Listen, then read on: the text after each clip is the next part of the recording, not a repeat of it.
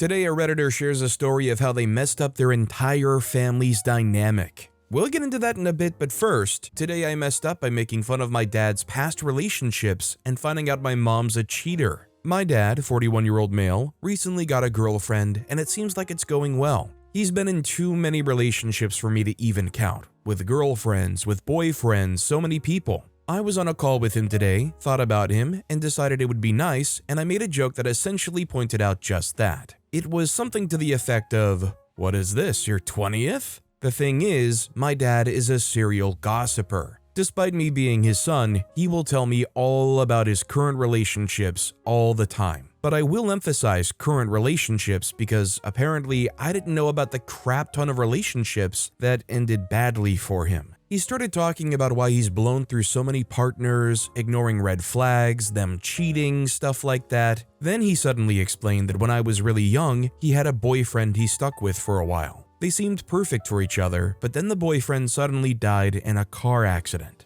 At that point, he started getting really emotional, still going through all of his relationships in a random order. When he got to my mom, who I love a lot, he said she actually cheated on him with some dude he was in a band with in his teens, and it made him feel like chopped liver. I had no idea this apparently happened. And I'm pretty sensitive about cheating since my boyfriend of 4 years cheated on me. So I made him pause here and made him explain further. After we ended our call, I called my mom. I chatted normally for a bit before I finally brought up that my dad told me she cheated on him. She said it was true, but he made a promise to not tell me, so she was very ticked about that. She explained the reason was because my dad was pretty awful to her after he found out she was pregnant, and she couldn't build the confidence to break up with him because somehow he would always find ways of avoiding the topic. Plus, this was the father of their child. It put more pressure on them to stay together. She said she knew it was wrong, but this was about 20 years ago and she wouldn't be so hesitant to break up with a guy now.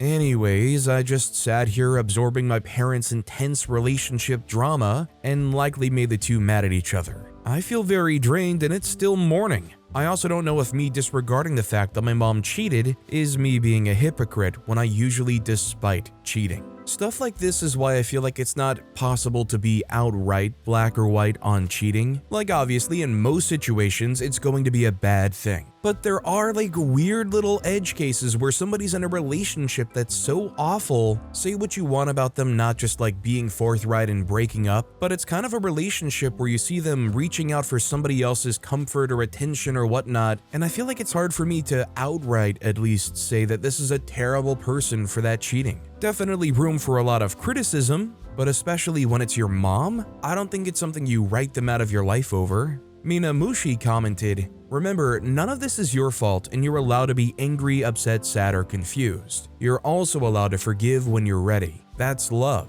All families are complicated and have secrets, and if I'm understanding the story, you are 20. That chapter of life often includes individuating and seeing your parents with a new perspective. Do something comforting, take a break from the phone calls for the rest of the day, and let it gel." Edit, forgiveness is not guaranteed. I don't want it to sound like we should just move on with family who have harmed us. Forgiveness in your terms if or when you are ready. OP responded commenting, "I'm 19, nearly 20 though, and man, I should really do what you're recommending, yeah. I'm thinking of playing Animal Crossing and just being a couch potato." Also, hi, I'm Steven, and if you guys enjoy hearing stories of how Redditors messed up, why not hit those like and subscribe buttons down below? That said, our next story is, today I messed up by eating a pancake that went bad in my car and discovering I had cancer. Obligatory, this happened back in June of last year. So yeah, title pretty much sums it up.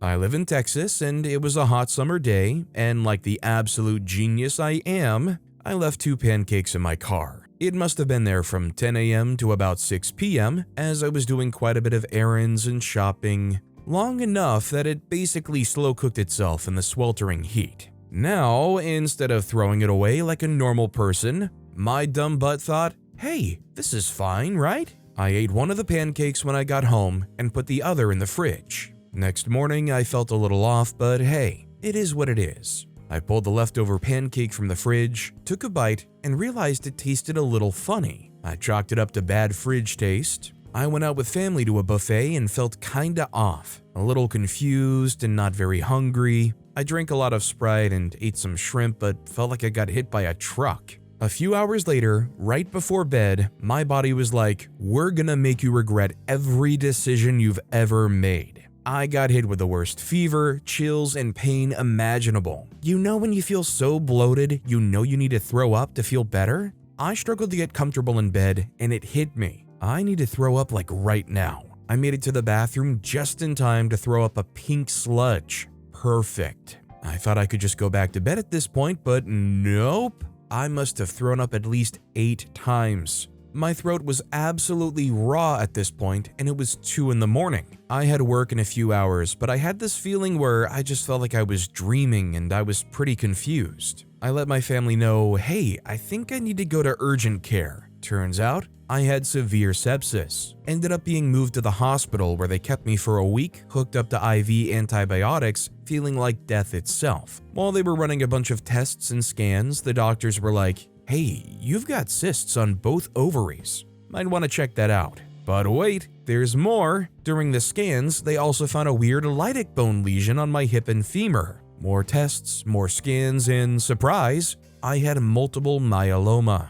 And those ovarian cysts? Long story short, surgery happened this past week, and I lost both my ovaries. Turns out those cysts weren't just cysts, they were teratomas, aka creepy tumor babies that had hair, sizes of lemons, both of them. So to recap, my incredibly dumb decision to eat a sun-baked pancake somehow led to finding out I had 2 ovarian monsters and cancer. If I hadn't gotten sepsis and ended up in the hospital, I wouldn't have known until way later, and things could have been much worse. So, in the most messed up way possible, that stupid pancake might have actually saved my life. This post right here is exactly why when you're really kind of noticing a symptom, you really shouldn't ignore it. The problem is most places are going to be super freaking expensive. Like where I live with my insurance, it's going to be hundreds of dollars just to get into the emergency room. Just to get checked in, I'm already out hundreds of dollars.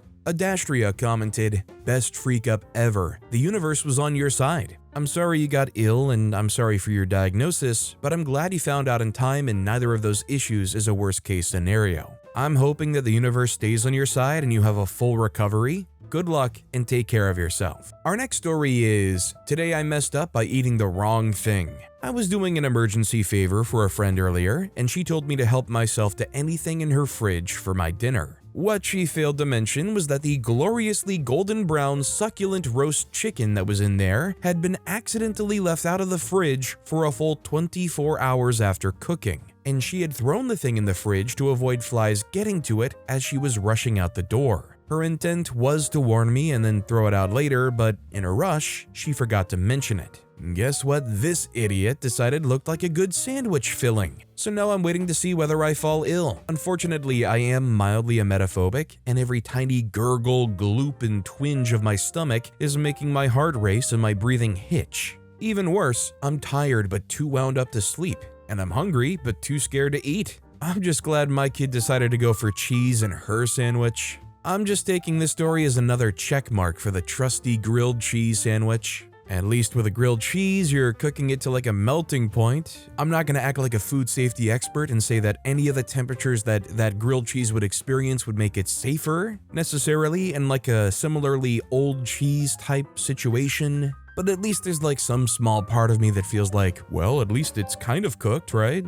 Character Pangolin66 commented, good advice above about health, some emotional advice. You will feel worse if you keep focusing on how you feel physically. So try to do something familiar and relaxing. Get comfy, try to lose yourself in something so you stop fixating on your bodily sensations, movie, game, hobby, etc. Hopefully, if you can do this, you'll be able to unwind and get some sleep and wake less wound up. You probably have a knot in your stomach from worrying, which will make you feel sick. So take some deep breaths from your stomach and maybe do some stretching if you feel up to it. Hope you feel better soon, dude. OP replied, thank you. I'm afraid in this case my fears definitely have control of me rather than the other way around. I played some Animal Crossing and now I'm watching a movie. The game helped, the movie isn't. I might read instead. I tend to go off into my own little world when I read. Our next story is, today I messed up by playing a game with my friend while my daughter was sleeping. This actually wasn't today, but a few days ago. My 5-year-old daughter was taking a nap, and I figured I could play a few rounds of Fortnite with my friend. We're bullcrapping, talking on the mic, and the conversation leads to me saying I'll probably be dead by the time I'm 40. I was just kidding and have no intentions of dying, but my daughter overheard me saying this. She didn't come out at this point. I still thought she was asleep. She came out about 20 minutes later. Cue a few hours later, and she asks me if I'm going to leave her and pass on, crying her eyes out. I explained to her that I was just talking to my friend and I won't leave her for a long time. She had a nightmare of me last night passing, and now I just feel like a jerk. She keeps asking if I'm going to stay forever and ever, and it's breaking my heart. This story kind of reminds me of the Adam Sandler movie Click. They have a scene where there's a big get-together and the grandma's over saying that the father's doing some really unhealthy stuff lately and he's essentially gonna send himself to an early grave, which freaks the daughter out. The daughter runs off to find the father, who's currently taking a phone call, and she says, "Dad, how long are you going to live?" He wants the kid to hold on for a minute so he can finish his phone call, so he says, "1 minute." And the kid freaks out and says, "1 minute?" He went on to reassure her and tell her that he would live for 200 years. Sailor Chibi commented, "That's actually kind of cute in a sad way. Unfortunately, I think every young kid has to deal with the realization that we're all here for a limited time. Maybe look for some children's books that might help explain it to her in a less scary or overwhelming way." T-Bone commented, "I'm honest with my 5-year-old when he asks and tell him that people are supposed to live until they're very old. But sometimes things happen like accidents or people get sick and they can die early. I tell him that I don't plan on doing so early and that I'm always safe so that I can be there for him, but sometimes things happen. I plan on still being around when he's an old man too, and that I can't promise that it'll ever happen, but I don't plan on going anytime soon. Telling your kids you won't die and not explaining it just sets them up for more worrying. I also throw in some animal lifespan sometimes and compare it to humans, so it's easier to understand that everything dies eventually, and that humans live for a long time. Some bugs only live for 1 week, but sea turtles can live for hundreds of years, etc.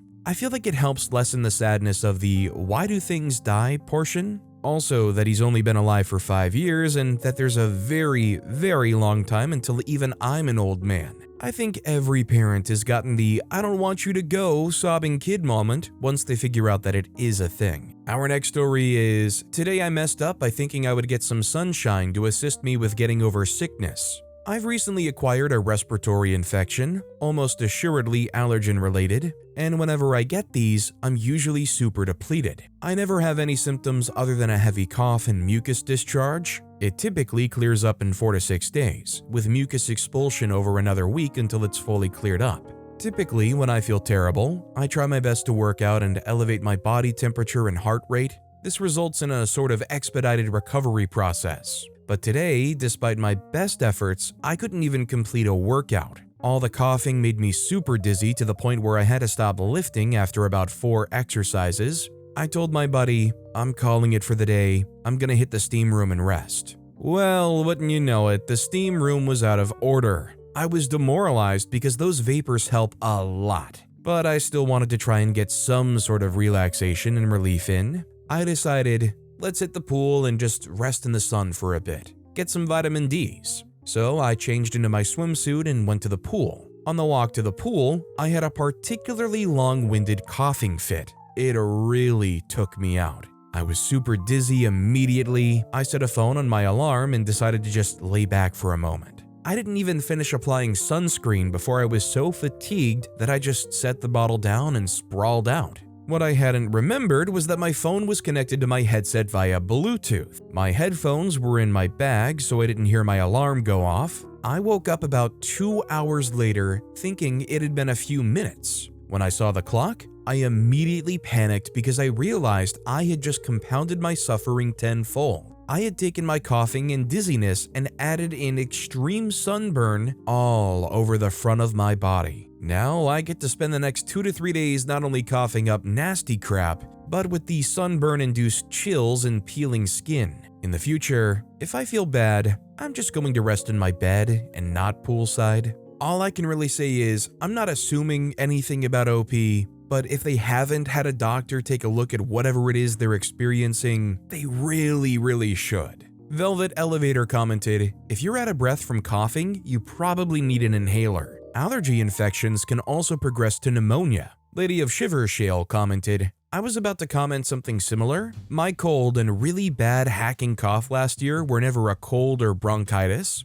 I went to the same clinic 3 times and then my boss suggested hospital when I called out sick because I couldn't sleep because I couldn't breathe because of the coughing. I had been having an ongoing allergic reaction for 3 months that progressed to hypersensitivity pneumonitis by the time I got checked out at the hospital. I saw a pulmonary specialist the next day. I don't have asthma, they tested for it, but I went to see an immunologist about similar symptoms this winter, and she prescribed me with an inhaler. I only really need to use it at night and not even every night, but it's certainly been useful. OP needs to see a doctor. Of course, the clinic, hospital, and both specialists are covered for me by my country's healthcare. OP responded commenting, it's not really out of breath that's the issue. It's that when I cough, I feel it almost entirely in my head. Sinuses getting wrecked by allergies. In this instance, I was already a bit dizzy and lightheaded, and the coughing fit caught me off guard. I should have taken the hint and just gone home. Our next story is, today I messed up by booking a doctor's appointment for my little sister without telling our mother.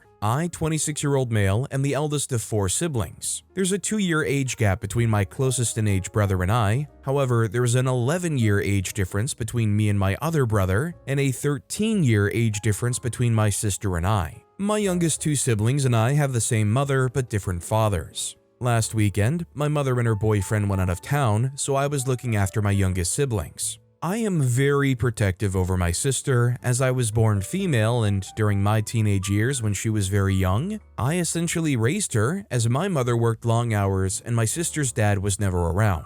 I'm also very protective of her because I know what it can be like living with my mother as a young woman or girl. My mother doesn't do it on purpose, but she can be very judgmental and unintentionally cruel towards my sister like she was to me when I was younger. I'm also very protective because when I was a little older than her father, my mom's partner at the time, started SAing me repeatedly and it went on for years. All this to say, I am very protective over my baby sister and I have a few reasons to be. So this past weekend, when my mother and her boyfriend, not my sibling's father, were out of town and I was looking after my siblings, my sister confided in me that she feels like she's never listened to at home. She thinks she most likely has ADHD and she's sometimes scared of my mother. She also confided that when she's mentioned wanting to go to a doctor to get tested for ADHD, my mother has brushed her off and said that she's just a kid and kids are like that. This struck a nerve with me because as an adult, I'm currently working with my therapist to get diagnosed for ADHD, as I wasn't able to as a kid for the same reason my sister hasn't been able to.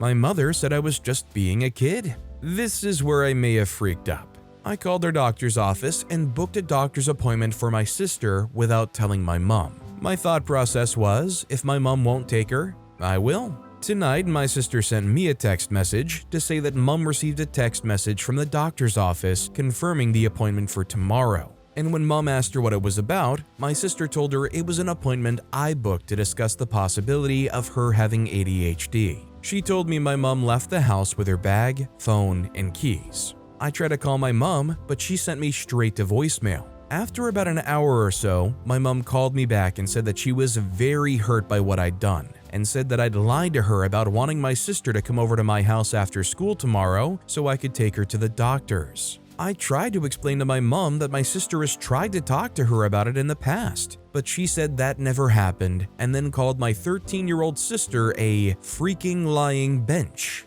I will admit, I got a bit mad at that and told her that she shouldn't call her 13-year-old daughter that. She said that my sister never mentioned anything to her, and when I said I was sorry, she hung up on me. This was a few hours ago now, and I'm worried that I've ruined my relationship with my mother and that she may restrict me from being able to see my sister. Does anyone have any advice about what I can do? I'm at a total loss. So I think what OP tried to do here was a good intentioned thing. I just think, unfortunately, OP's not really in a position of power to actually see through these kinds of things. And unfortunately, the mom has kind of all the power in the control of the kids and what they can and can't do, who they can and can't see. And unless the kid's life is in like jeopardy or something, OP can only really push things so close to getting over that finish line. Flathead Fisher commented, You didn't freak up. You're being good family. I'm not the first teller replied, exactly. OP's little sister had some concerns. OP helped her out. What's the worst thing that could happen? OP's little sister gets diagnosed with ADHD now instead of in a few years' time when she moves out and does it on her own? If OP's mom is worried about the doctor putting her on weird drugs or every kid gets diagnosed with everything these days, I got tested for ADHD a few years back. It took a doctor's referral, several psych appointments, 2 multi-page questionnaires, and digging through 25-year-old report cards to back up my claims before the doctor told me I was probably about a 3 out of 10 on the ADHD scale. For me, best case scenario was I would be diagnosed and be on medication to help me out. Worst case scenario was I got told I didn't have it and life would carry on as normal. I got the worst case scenario, but that wasn't the end of the world. Our next story is, today I messed up by sending a voice note rant to the wrong person. Waiting for HR to call me up anytime. This just happened and I need to disappear from society. I was having one of those days, work was stressful, everything was annoying, and I just needed to vent. I ranted about my workload, my micromanaging coworker, and how my absolute crap box of a car is barely hanging on. I bought it with some saved money, and let's just say that I'm learning the hard way that cheap isn't always a bargain. Between that and work frustrations, I was unloading a lot. Well, guess what? I sent the voice note to the exact wrong person. Not my friend, not even someone neutral. Nope, I sent it to the coworker I was complaining about. The moment I hit send and saw their name, my soul left my body. I went into full panic mode, trying to figure out if I could somehow delete it before they heard it. Spoiler, I couldn't. Then I saw the dreaded double ticks turn blue, so guess they played it. They haven't responded yet, but I'm 90% sure they're going to send it to HR. If I get called into the office and they actually play the recording in front of me, I might just evaporate on the spot. Do I pretend it never happened? Do I follow up with some damage control?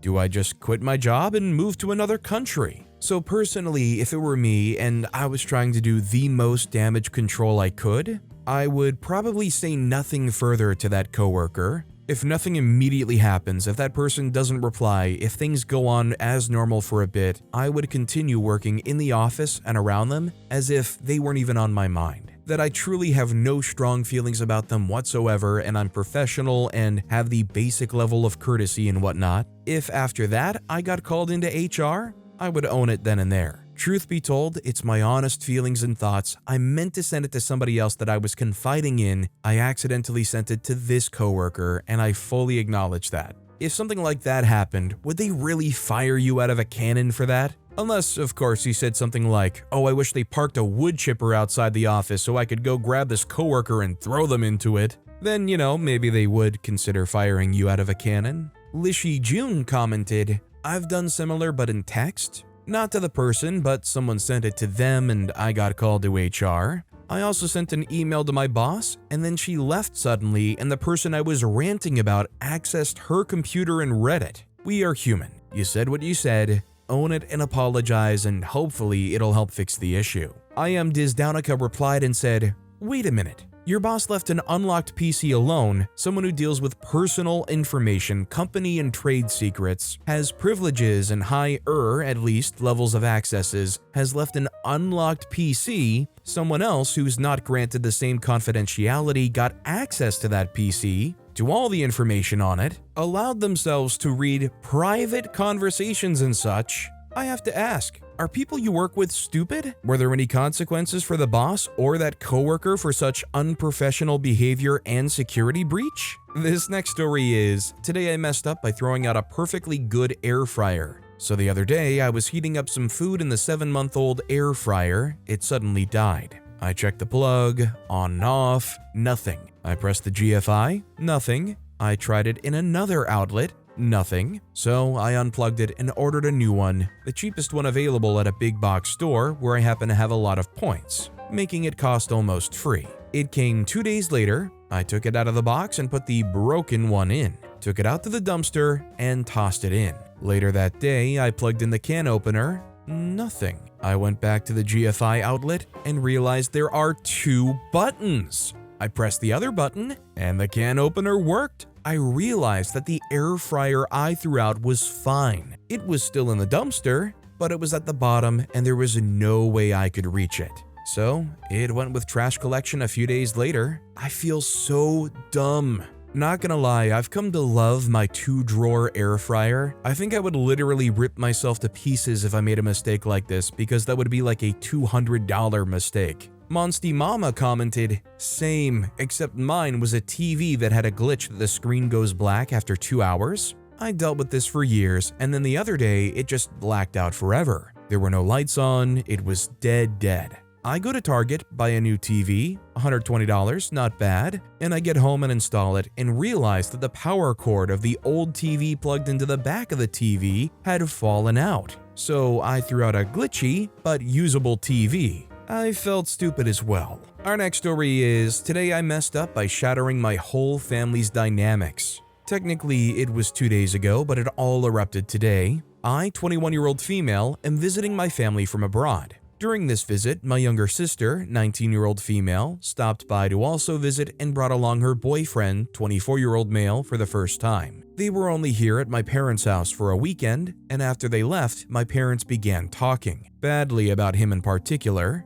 All of this is important context, though I know some of it seems kind of irrelevant. My sister has had a turbulent past and has gotten in some serious trouble in her younger teen years, which definitely influences how my parents, and I suppose me too, perceive her actions. Neither of my parents really like her boyfriend. After they left, they went on rants about it. They mainly spoke about how they thought he was a cheapskate and how they were worried that my sister was paying the way for him, implying he was a bum, that he lacked chivalry, lacked manners, and was essentially of a lower class, and were embarrassed that my sister was dating him. Well, this past weekend, my sister wanted to spend time with me, so she picked me up and had me stay with her. During this day, we ended up having a long-winded conversation about how my sister feels unappreciated by our parents, how she feels overly critiqued, overwhelmed, etc. It was mostly her talking, but there were a few moments during which I did validate her feelings, told her she was right, and I did inform her of what my parents had been saying about her relationship, mainly her boyfriend, behind her back. This has led to an incredibly big fight between her and my mom in particular, which has also turned into a big fight between my mom and me. Essentially, I really freaked up because I breached my parents' trust by telling my sister what they had been saying.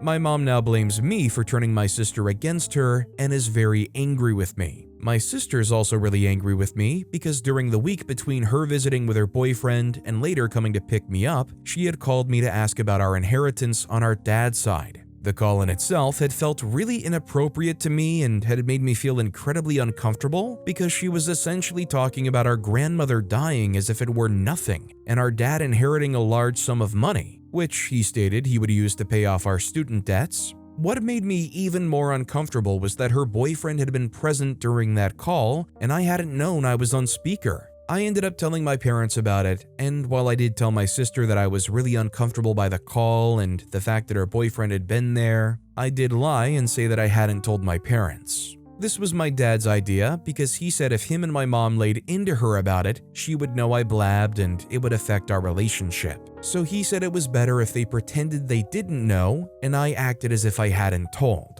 After the big blow up between my mom and my sister though, my mom demanded I tell my sister that they knew, so I did. And now everyone is mad at me, rightfully so, because I'm incapable of keeping my mouth shut, and I meddled when I really didn't have any business getting in between their relationships or dynamics. And now I don't know what to do, but my mom is demanding I fix everything. But beyond apologizing to all three, which I've done, my dad took it the best whilst my mom took it the absolute worst, I'm completely lost. Honestly, I think OP just has to try to avoid being in the middle of any of this stuff anymore. They're kind of like the megaphone for either side to the other side, and really it's just causing those mixed signals to redirect all back towards OP, and kind of making OP look like they're playing both sides but kind of as the villain on either end. Honestly, the next time either side wants to talk about something or blab about something, even if it is incredibly juicy and interesting to OP,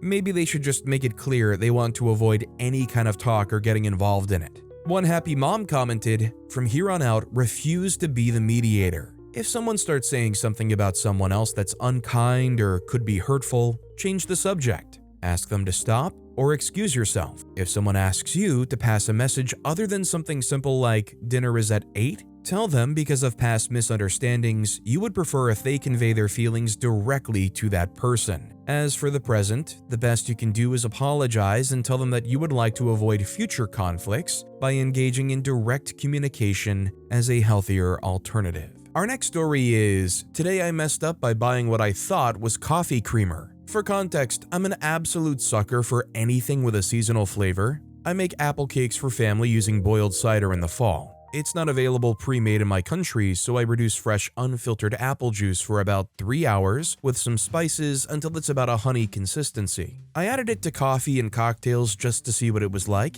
It's fantastic, and I find myself craving apple coffee often, but I'm not willing to spend 3 hours simmering down juice. I found a few coffee houses where I can get apple lattes. They're only available from September through December, and thus not in prime iced coffee seasons, a tragedy. So, I bought a few pre-made syrups and they were all disgusting, either sickly sweet, too artificial, or uncomfortably tart. Imagine my joy when I found out my favorite fake milk brand made an apple creamer that was actually good. Really good. Unfortunately, it's hard to find and disappears by mid-November. Plus, the bottles are really small. It lasts until February though, so I tend to stock up. It's mid-February, and I've just finished my last bottle of creamer. I decided to try my local grocery outlet, a chain that mostly sells food that's overstock or out-of-season stuff. I find my creamer, and it's in a big bottle. I've never seen this size before, but maybe it's like a Costco size. I buy 3 bottles because it doesn't go bad until June. I happily make my daily iced coffee and drink it as I do my morning activities.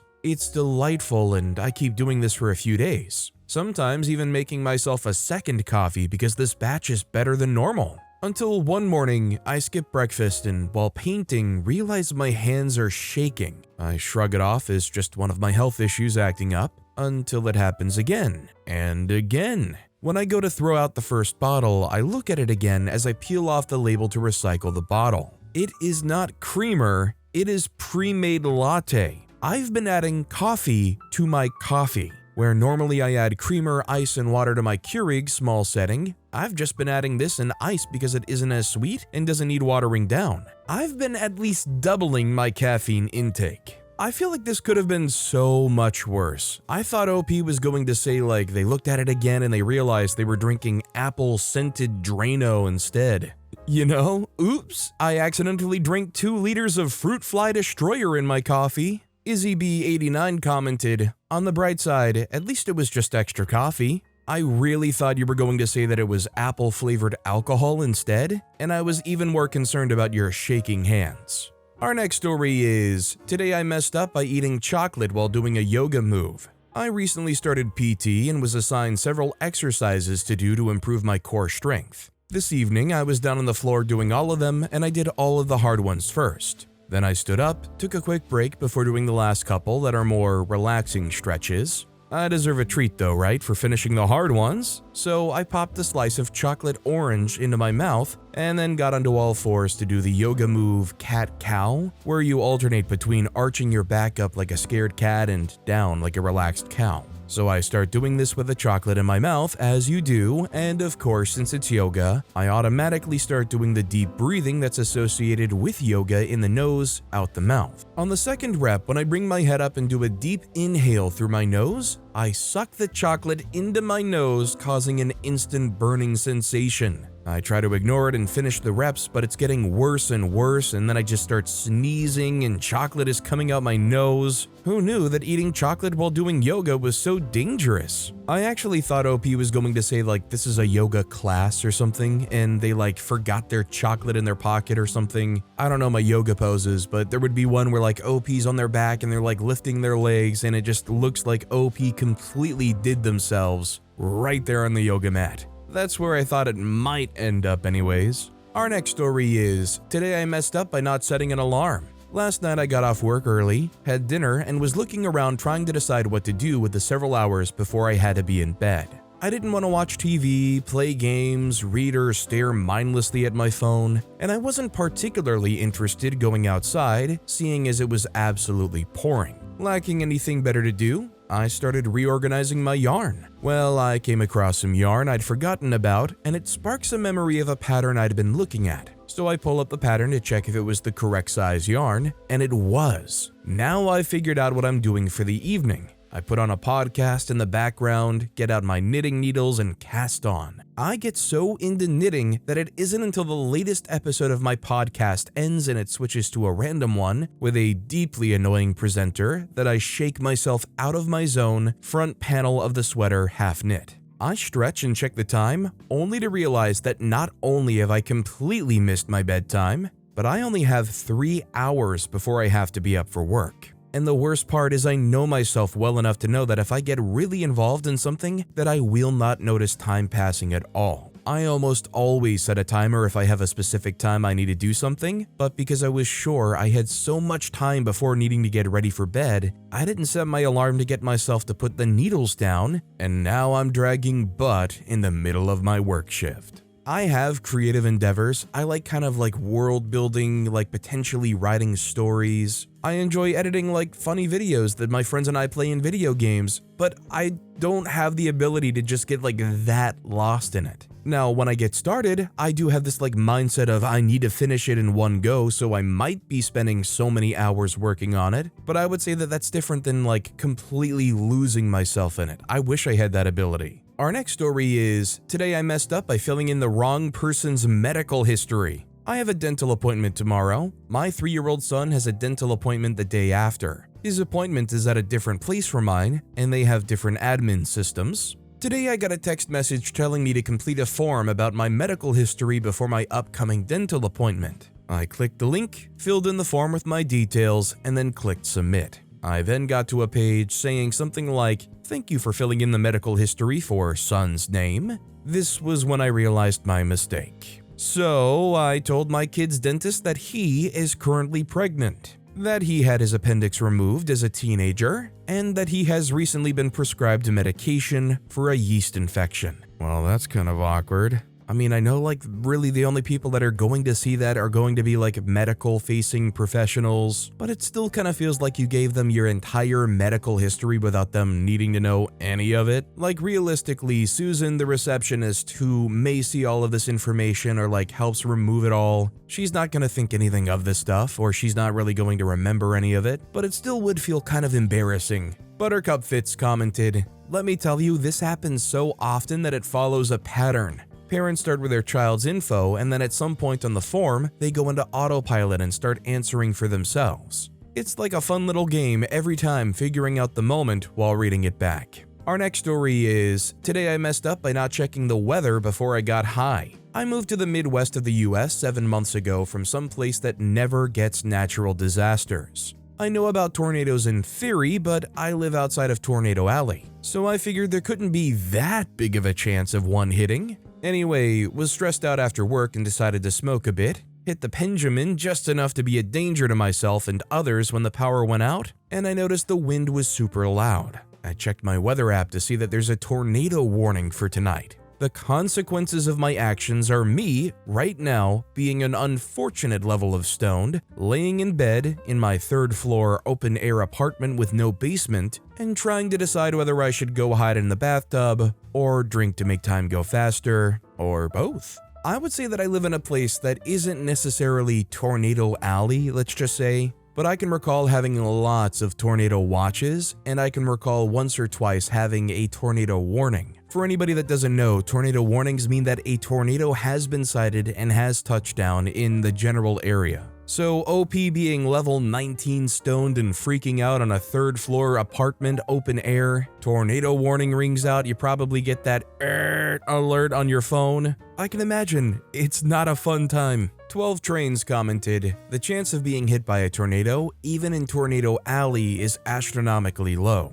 Even if a tornado touches down in the same county as you, chances are it still won't hit you as the destruction path is typically very narrow and they fizzle out very fast. Yes, there are some rare cataclysmic tornadoes, but these are not common. High or not, get to the lowest room of your house, preferably an inner room like a bathroom basement, and cover your face or eyes. Our next story is, today I messed up by not considering daylight standard time. I, 25-year-old male, had an interview scheduled today for a summer internship. It was supposed to be from 11 a.m. to 12 p.m. PT. When I checked online about how to convert PT to MST, it said, just add 1 hour. I checked this a week ago. I prepared for this interview for the past week. I'm an international student, so this is one of the few opportunities that we get. It was my first time being called for an interview after applying to at least 100 positions. Today, I logged into the interview platform and it said the meeting had ended. I panicked, checked online, and was made aware of daylight savings time. What even is this thing anyway? I've only been in the US for less than a year, and I live in a state that does not follow daylight savings. I sent the company an email apologizing and asking if it was possible to reschedule, but I don't know how well that will go. I felt absolutely terrible for the first hour. I talked to my parents and friends, and I've calmed down a bit, but I still feel so bad. So, you know what I don't understand? For anybody that does know what daylight savings time is, pretty much anybody that lives in the United States would, I swear everybody I've talked to is all in favor of just doing away with it and just having the consistent 12-hour time all year round. And time again, politicians pop up saying like, we're gonna do away with it this time, and then they just forget about it. Like, why even mention it? Is it even like a good political statement? Does it get you brownie points for saying, we hate daylight savings time, and then forget about it? Me Noob commented, this is unfortunately very common. If you use Google Calendar or MS Office Calendar, it gives you the option to specify in which time zone the meeting is. It will then automatically remind you at the right time when daylight savings changes. Our next story is, today I messed up by getting me and my boyfriend banned from a liquor store. I'd like to explain because the situation isn't as bad as it sounds. I'm 20 and about to be 21 in 3 weeks. My boyfriend of 2 years is 21. He recently broke his leg and is in a full cast and using crutches, which means he cannot carry anything while using his crutches. We're visiting some friends of ours who live in a different state, and every time we travel, my boyfriend likes to buy a bottle of liquor from each place. He has a pretty big collection now, and it's pretty cool. So, because we were traveling, he decided he wanted to pick up a bottle of Kentucky bourbon from Kentucky. So we headed to a liquor store near our hotel. The store had a sign on the door stating that nobody under 18 was allowed inside, and nobody under 21 was allowed to buy anything. We headed inside and I waved at the guy at the counter. He greeted us, and my boyfriend asked him if he could point us to the section that had real Kentucky bourbon in it. The guy was pretty nice and told us where to look.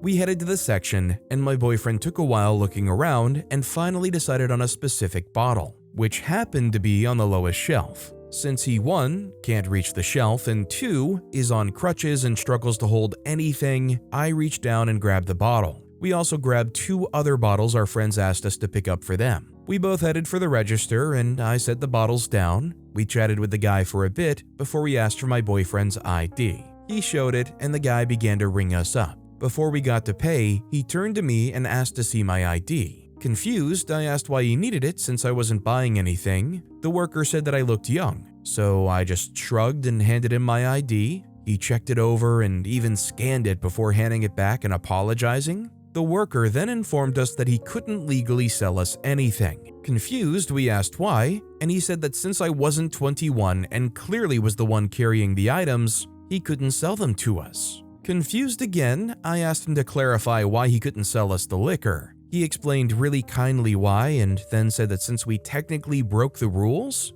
he would have to ban us from the store permanently, and since we were really nice about the entire situation, he wouldn't call the cops. We apologized and quickly left. In the end, we just headed to our friend's house and he went with my boyfriend to get the items. So no biggie, but I did end up getting us banned from shopping at a random liquor store in Kentucky. I mean, I guess if you're under 21, you may not know the rule, but basically if you go to a liquor store and you want to make sure that you walk out of there with the liquor, you'll want to make sure that the person you're going there with is of age. I know there's a lot of places where if they can't card both people if they're there together, will straight up refuse to sell you anything. Although I do think it's kind of fun to have this little thing on your record and you make up some kind of like cutesy story like, I'm a wanted person in X amount of countries, and also one liquor store in Kentucky. MIJ8907 commented, it's called a proxy sale, where someone who's legal buys stuff for someone who isn't able to. I don't know about in the US, but in the UK, it's illegal and can lead to court appearances, fines, and job loss for the store clerk,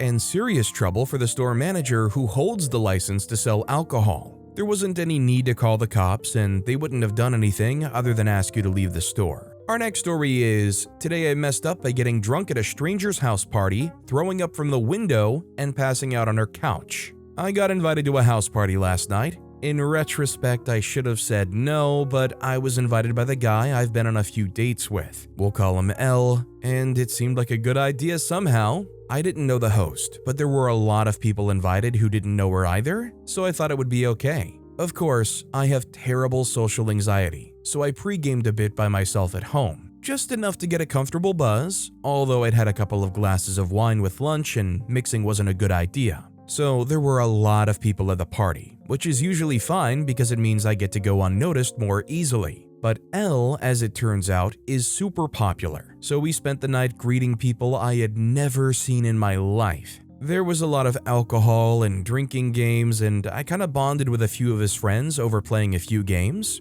We played Would You Rather, Truth or Dare, and Never Have I Ever, and I gleefully did and confessed to some very embarrassing stuff. First freak up of the night, I got up on a coffee table and was politely asked to get down. Almost fell, gave away some clothes, and told stories and things about myself I would have never. Plus, kept drinking. My next memory is being babysat by L in a bedroom, saying I felt terribly sick but adamantly refusing to go to the bathroom because I didn't want anyone to see me go out like that. He opened the window for some fresh air, and minutes later, I violently threw up from it. This morning when I left, I saw the splatter right out of the entrance. So basically everyone else did, and I'm pretty sure they put the pieces together that it was me. I woke up on the couch in the living room, no memories in between. The host was pretty sweet, told me Elle wanted to take me home, but she convinced him to let me sleep, which, why? I apologized endlessly and she said that it was okay.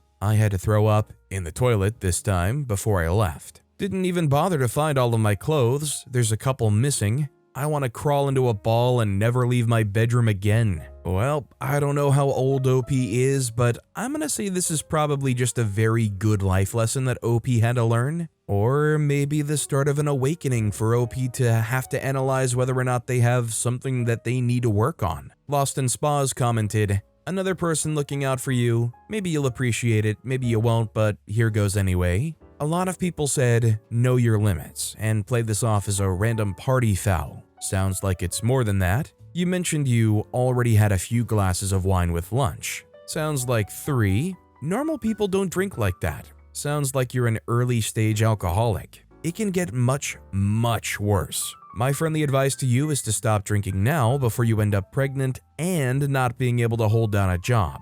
Social anxiety? Find a free therapist that isn't a bottle. OP responded commenting, I have a therapist, yeah. Been drinking daily for 5 years. It is 100% a problem I don't have under control. I've tried quitting several times a week for a month. I've considered professional help but get completely paralyzed at the idea and then gaslight myself into thinking my drinking is not that bad and go on with my drunken life. I know I am my own worst enemy. Our next story is, today I messed up letting my cat in the bathroom. This morning I overheard swearing and shocked "oh my gods" coming from our RV bathroom. Terrified that some accident occurred, I jumped out of bed and ran to see what was the commotion. Apparently our very fluffy white kitten, who insists on being our bathroom supervisor, had decided that she needed to conduct a deeper review that day and had jumped into the RV toilet while my husband was midstream. All hail the pee gremlin. She was ticked that we dared wash off her new fragrance. Just yesterday, we researched why some cats demand to be in the bathroom with us, and the leading research theorizes it's because they view us as vulnerable while using the restroom and endeavor to protect us. Now I think she's just a little freak, so I guess our little princess loves pork, peanuts, and pee. I wouldn't have her any other way. Shoot, I have a dog who I adore who is a super cuddler, And just taking a trip to the bathroom, they sometimes want to come in just because they don't want to be alone. I think cats hate to say it, but they want to be around you. They just mostly want to silently do it from across the room where they can still see you. Zesher commented, "Our cats always try to run in the bathroom with us as well. They also learned how to open doors, so now I need to lock the door when I go to prevent my cats from sharing the same fate as yours." Our next story is, today I messed up by eating and then going to the gym. I knew I had to go to the gym by 11 o'clock, but I woke up really hungry, so I decided to swing by McDonald's and get something. I know I shouldn't have gone to McDonald's, but whatever. I get my guilty pleasure, the Filet-O-Fish, some nuggets, fries, and a drink, and I eat it and then go to the gym. Today is ab day. I'm doing leg raises and all of a sudden, it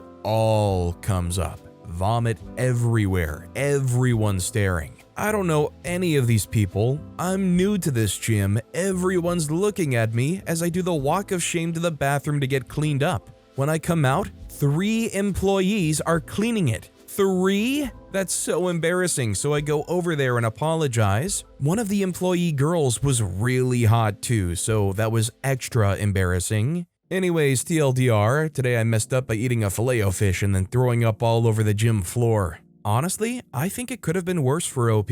Like, imagine OP's mid-workout and they turn their head and see that hot employee girl over there. OP gives them a smile and then realizes something is churning, blarg. See? Could have been worse. Ryan Masry 13 commented, "Oh man, this is peak today I messed up material. You really played yourself with the Filet-O-Fish pre-ab day combo. Vomiting mid-leg raise is a bold statement for a first impression at a new gym. At least you left your mark, literally. Major respect for going over to apologize though. Not everyone would own up to their regret so quickly. As for the hot employee, maybe she'll remember you as that guy who threw up or as that considerate guy who apologized. Let's hope for the latter. Lesson learned, Filet-O-Fish and core workouts don't mix. Hope you made it out alive." Our next story is, today I messed up by not checking the basement. Warning, this one gets kind of gross. I'm writing this about 20 minutes from when it all ended, so I'm sorry if it doesn't make sense.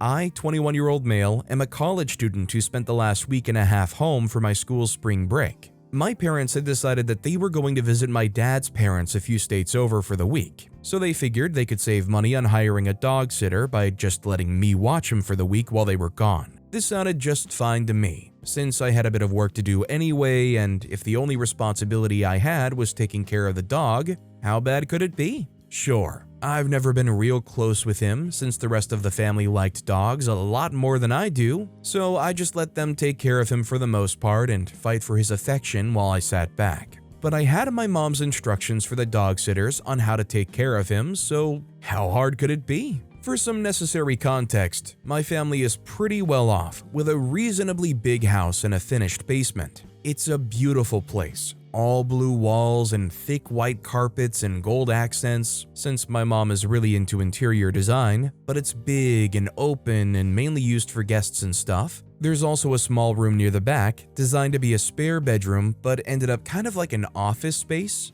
Either way, I didn't really feel the need to go in there. So my family goes, and it turns out that spending a week with just you and your dog is actually a great bonding exercise. He kept me accountable, taking us on walks, sitting next to me while I worked. He's really old, so most of the time he spent sleeping, only occasionally bothering me to go outside. Sometimes he would whine, but he's always been really sensitive to noises, so I didn't really think much of it. I kept an eye on his diet, since he had a sensitive stomach, trying to feed him the right dog food at the right times so his stomach didn't get too upset. I figured I was getting the hang of this dog stuff and was excited to tell my family about how much I was enjoying this time together, me and the dog, when they got back in a few hours. And then I checked the basement. A huge, ugly brown lump of dog crap is sitting on this pristine white carpet in the middle of this beautiful open-concept basement room. I stared at it dumbly for a minute,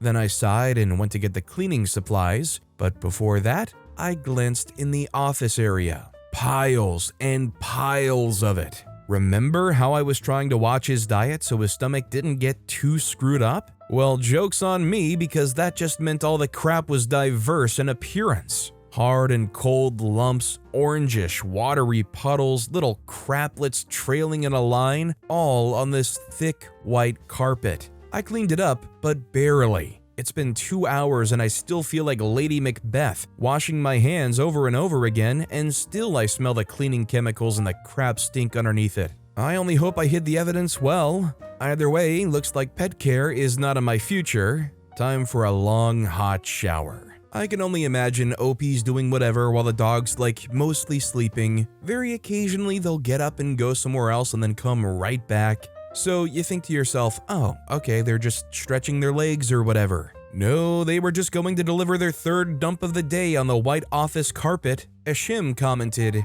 I don't think OP was walking the dog and just not noticing that they weren't pooping like some have suggested. I have a little elderly dog who poops outside on our walks but still leaves some inside the house, usually in hiding places like under the bed. I have no idea how such a small creature can crap so much every day, but it happens, and without prior knowledge, I wouldn't expect a sitter to know to check. Our next story is, today I messed up, dropped weights on floor, not in my house. Today I messed up thinking I could work out. I'm currently house sitting for a family friend, and I freaked up by going to take weights off of a bar and forgetting heavy thing goes down and only removed one side first. Stupid, I know, not the point. It dropped, and when it hit the floor, I guess it freaked up the floorboards under the carpet. There's a huge dent, and it's pretty obviously damaged and not safe to step on. It's on the second floor. How much would it cost to fix and how difficult would it be to repair? I would rather fix it on my own without having anyone to know, but I'm aware this is probably not going to happen.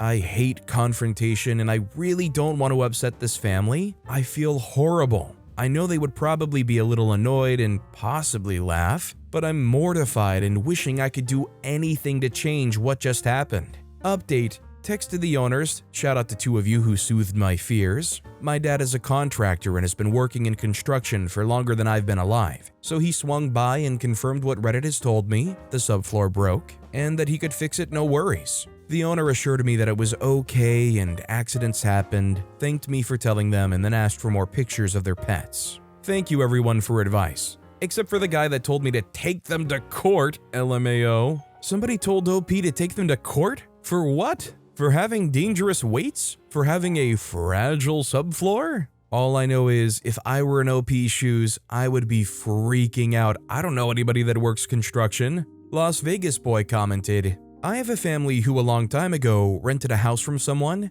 They accidentally burned a small hole in the carpet on the second floor, didn't tell the landlord, tried to hire someone to fix it, but they didn't do a good enough job to make it look brand new. The landlord is one of those people that notice every little detail down to the finest levels, and she noticed the botched repair. So my family who stayed there had to end up paying twice to fix it after she hired a qualified person to fix it. She said she wouldn't have been as upset if they would have just told her. Things happen. Just let them know, apologize profusely, and offer to pay the damages. Work out payments with them if you can't afford it all at once. Our next story is, today I messed up by getting a taxi instead of an Uber. I work in the logistics industry in the UK and was staying overnight in a hotel near a major UK airport. My client had asked me to go to another airport on a 6 a.m. flight. I'm one of those, perhaps annoying people who would rather be 1 hour early than 5 minutes late. So I was in the hotel lobby packed and ready to leave for 3:30 a.m. The trip up to the airport takes around 10 minutes from that hotel. I was sat on the sofa near the entrance to the hotel, and it was just myself and the front desk agent who were present. I frequent this particular hotel, so myself and the front desk agent were having a chat while I was eating a breakfast yogurt. As time was pressing on, I went to request an Uber at around 3:45 a.m., but was presented with a 30-minute wait. I mentioned this to the front desk agent more just to whine than anything else, but he immediately insisted on calling for an airport taxi, as that would likely be much quicker with similar pricing. I accepted the suggestion, and he dutifully called and ordered one. After around 10 minutes or so, a taxi pulled up at the hotel entrance and the front desk agent said, "Ah, the taxi's here." I thanked him and went outside to meet the driver. I confirmed with him the destination was the airport terminal. This was the start of my undoing. He confirmed that was what he had booked, so he told me to jump in and off we went. The driver and I on the way exchanged pleasantries, and within 10 minutes or so, we had arrived at the drop-off point at the airport terminal. I then asked the driver if he took card payments or was cash only. He replied that the payment was done via the app and everything was already paid. Confused, I then replied to him that I had not in fact booked through an app, and that the hotel had called and booked for me. Still naively thinking nothing was amiss, I then asked if the hotel were just going to send me the bill. My thinking was that it would be charged to the hotel to pass on to me, as I've experienced elsewhere in the past. The driver then turned to look at me with a shocked expression and then asked for my name. I told him, and then he looked back at his phone screen. After hearing the reply of, "Well, that's definitely not you," and a few more seconds of silence, it dawned on us both what must have happened. Another guest had booked the same taxi company going to the same airport terminal for a similar time, and they were running late. The driver put his head in his hands and really didn't seem to know what to do. Eventually, he said that I should just pay him 10 British pounds cash and that he would go back to the hotel and explain the situation to the actual customer. I paid him and left the taxi, feeling absolutely awful that I had stolen another guest's taxi which